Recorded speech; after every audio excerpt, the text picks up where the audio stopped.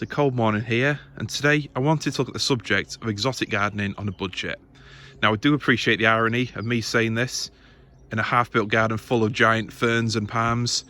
Personally, I was lucky enough to buy a lot of my big plants 4 or 5 years ago when they were substantially cheaper. Since then, we've had the palm ban of, I believe, 2018, when basically new restrictions were brought in that made it a lot harder to import large plants, so they became more expensive. Then obviously we've got the ongoing COVID crisis, Brexit. Big plants, large specimens are only going to get more and more expensive as we go into the future. So how am I going to fill all the pieces of bare earth? Until these bamboos fill out, I'm going to have a lot of pieces of ground to fill. And also, how am I going to do it on a budget? We're getting married this year, so that's obviously going to be expensive. And I've got a lot of hard landscaping to get done. So what's the best way of creating that lush jungle effect whilst not spending a huge amount of money? So hopefully you can hear me over the robin. So whilst these big specimen plants are great for providing that instant impact, what are the top 5 methods that I would use to build a tropical, jungle or exotic garden on a budget? What would I do if I started in 2021 and didn't have a lot to spend on it? And how would I build up an existing garden like this to create a packed leafy jungle without spending a lot of money? Whilst this definitely doesn't look the most inspiring jungle corner right now, the plants will grow quickly, they will fill out quickly, and unlike plants that have been bought in a larger size, these haven't been grown in Spain, France, dug up, had most of the roots chopped off, crammed into a small pot, and then just chucked into a UK garden expecting to grow straight away. These won't need a lot of settling in, the root systems are intact, and what you might find is that they're growing to healthier plants with bigger trunks. You get leaves all the way up the trunks, and in sort of 5, 7, 8 years or so, they'll probably pass the larger specimens you've looked at. It's all about playing the long game. I think it's worth putting them in. At the end of the day, the time's going to pass anyway. For the sake of 20, 30 quid, you can get yourself 5 or 6 plants that look great rather than spending that on one medium-sized specimen.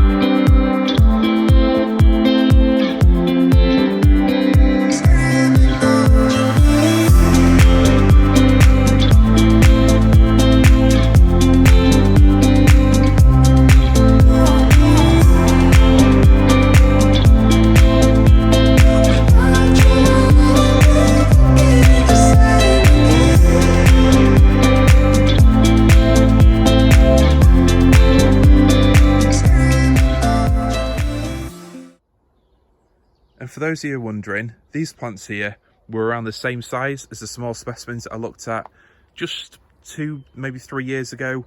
They do grow very quickly once they're settled in, and the key is that you're buying a small plant that hasn't been ripped out of the ground. It's got its root system intact and it's ready to grow from the day you plant it. Before you say it, my second tip isn't buy dead plants for cheap and hope they come back. These are all tubs of Miscanthus giganteus. It's a deciduous grass and it grows very quickly from sort of March, April until about June when it gets to full height. They can easily get to 2 meters, 2.5 meters tall, so pushing on sort of 8, 9 foot potentially.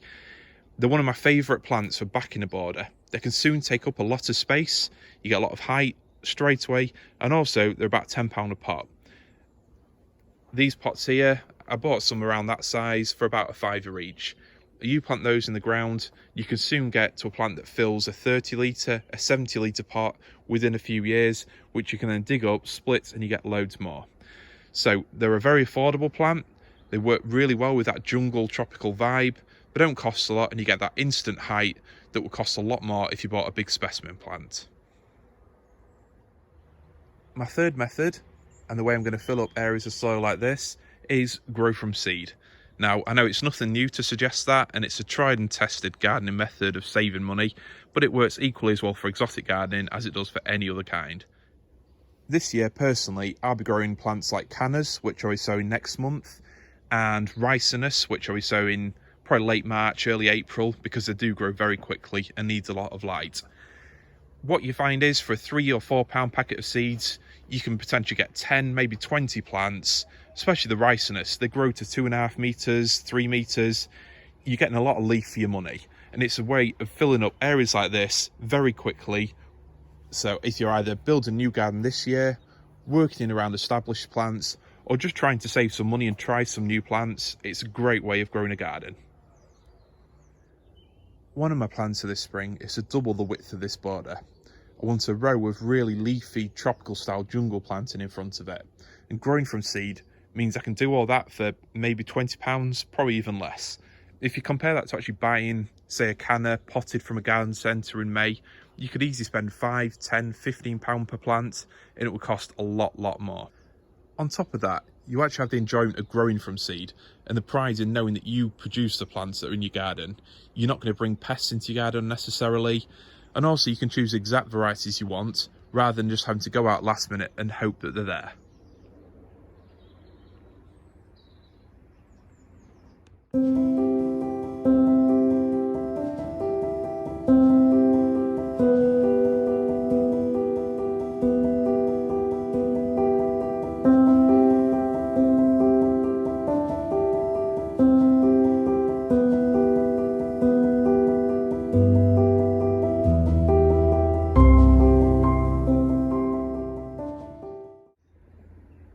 My fourth tip, research what you're buying. Now, it might sound a bit boring or basic, but actually look at the plants that you're getting. Look at the care they might need, the protection over winter, and whether they're actually suitable for your location in the UK. You can get lots of plants like this Trachycarpus, this is a waggy, that are perfectly hardy pretty much anywhere. But equally, a lot of companies sell plants that potentially aren't suitable where you live. If you live in the north of England, Scotland, your choices might be more limited, and it's easy to buy something from a supplier trying to push it on you, thinking, oh, it can take -9, it'll be perfectly fine, when in reality, it probably won't. Whilst I'm not saying you need to read a stack of books about every plant you're going to buy, I think these days with Google, there's no excuse not to do a quick search. There's Facebook groups, there's forums online that have helped me a lot over the years. You can soon find out whether A, the plant, if it's a bulletproof choice and absolutely hardy for your garden, like these Trachycarpus fortunei, or if you are buying a plant like a feather palm, you might find it's worth spending a bit more and getting a plant like this Jubea, which needs a lot less protection than something like a phoenix, which is nowhere near as hardy, but cheaper.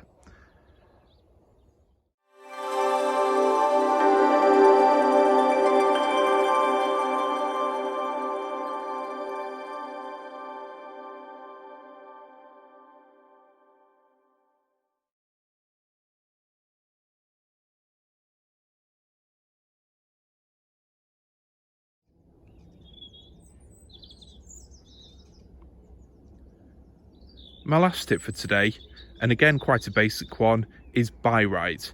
If you are going to buy a large palm, a specimen plant, then make sure you get it from the right sort of place at the right time.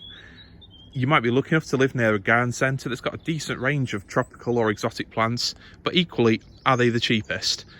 For example, these Yucca rostratas, I bought them from a company that imports into the UK, and they were £30 each, somewhere around there anyway.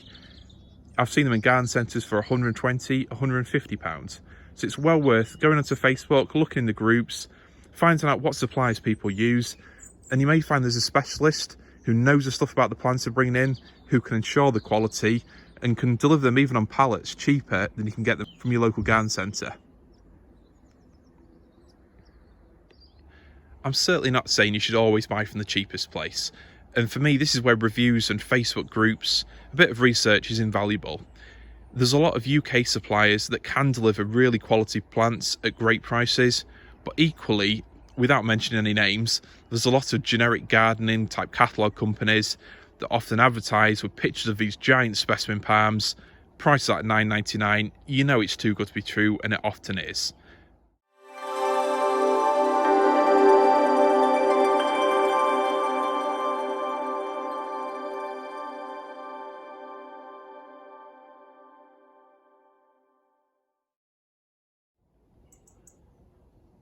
To summarise then, my best advice for starting a tropical or jungle garden on a budget: firstly, don't be afraid of buying small. Plants like these Trachycarpus will grow quickly, give them a couple of years to settle in, they'll soon get going. Within 5 or 6 years, you'll have that specimen plant you wanted without the price tag to go along with it. Secondly, use filler plants like miscanthus grasses. You can soon get that height very quickly without spending a lot of money, and also you can divide these, spread them around the garden, and soon get a lot of plants for very little outlay. Don't be afraid of growing from seed. Try some new varieties. You can soon get a whole leafy border, spending just over a tenner maybe. It's well worth doing. And then if you are going to treat yourself and buy a specimen plant to set your garden off with all that money you've saved, look into what you're buying. Make sure you buy the right plant from the right place and give it the care it needs.